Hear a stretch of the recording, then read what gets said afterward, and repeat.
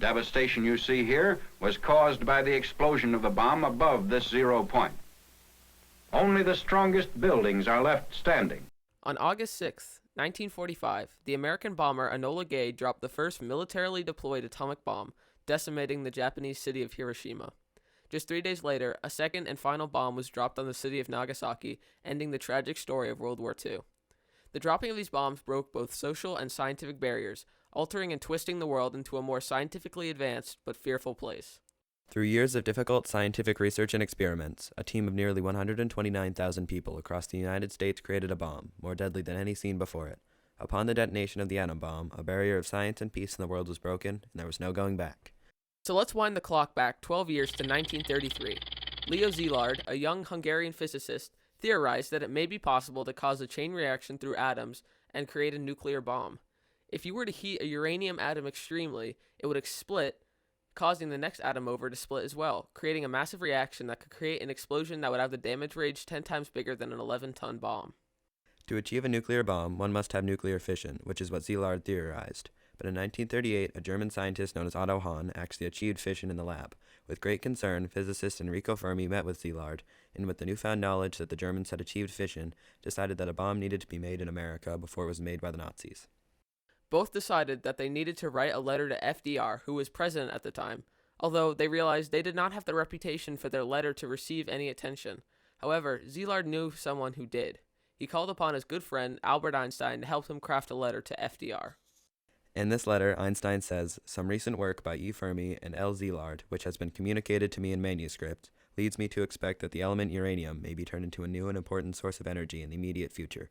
Certain aspects of the situation which has arisen seem to call for watchfulness and, if necessary, quick action on the part of the administration."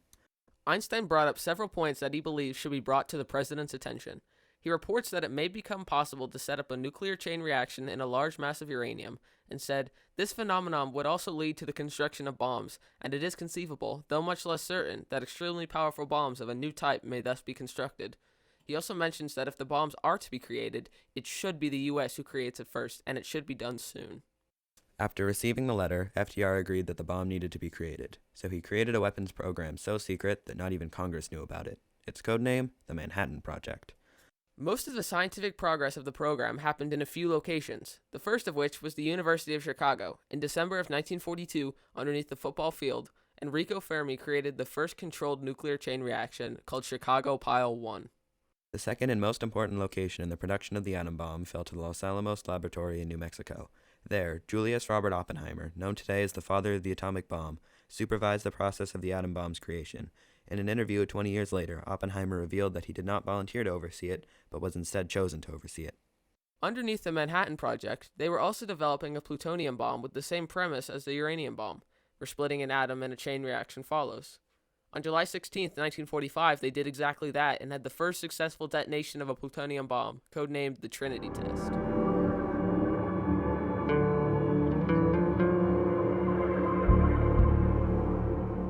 The explosion had been much bigger than the team had anticipated. Oppenheimer summed it up, saying the famous line from Hindi scripture, "Now I am become death, the destroyer of worlds."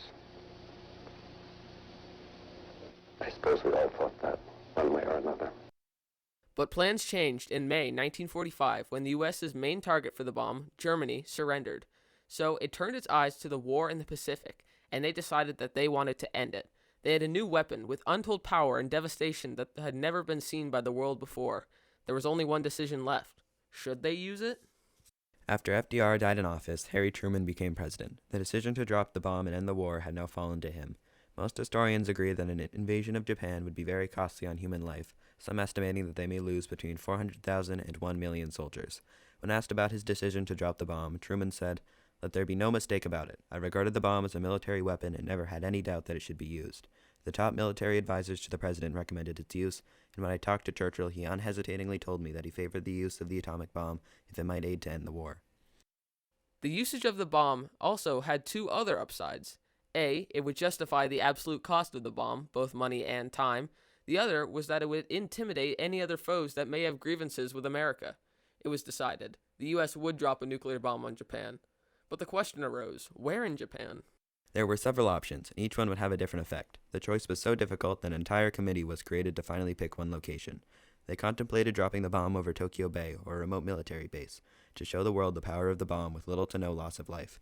In the end, Hiroshima was chosen to be the target, and for two reasons. The first was that Hiroshima was a small and compact city, small enough that a single nuclear bomb could wipe it off the map almost entirely. The second was a far darker one. Scientists on the project had recently discovered the possibility of a hydrogen bomb, one that uses fusion instead of fission.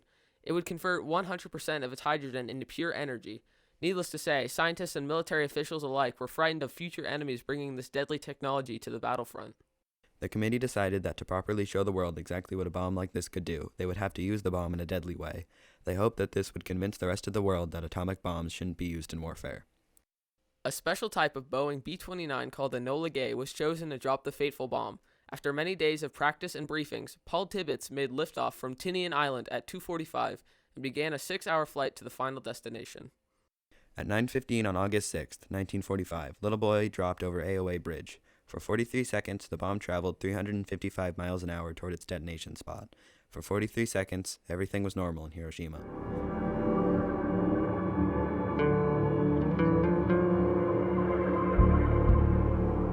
The bomb was purposely detonated in the air above the bridge to make the fallout zone significantly larger. 60,000 to 80,000 innocents were instantly killed by the immense heat of the bomb, making it nearly impossible at the time to give a total death count. The Enola Gay, which was almost 11.5 miles away, was hit with another shockwave so big it rocked the plane, and was almost immediately hit with another shock from the ground. The mushroom cloud grew to almost 40,000 feet in the air and was finally lost from sight of the plane 363 miles from Hiroshima. 50,000 more would die later due to radiation and other ailments. Yet the Japanese government persisted. They did not surrender after the bomb, even after they saw the absolute devastation Little Boy had left on their city. Feeling like they had no choice, on August 9th, the U.S. dropped a second bomb on the Japanese port city, Nagasaki.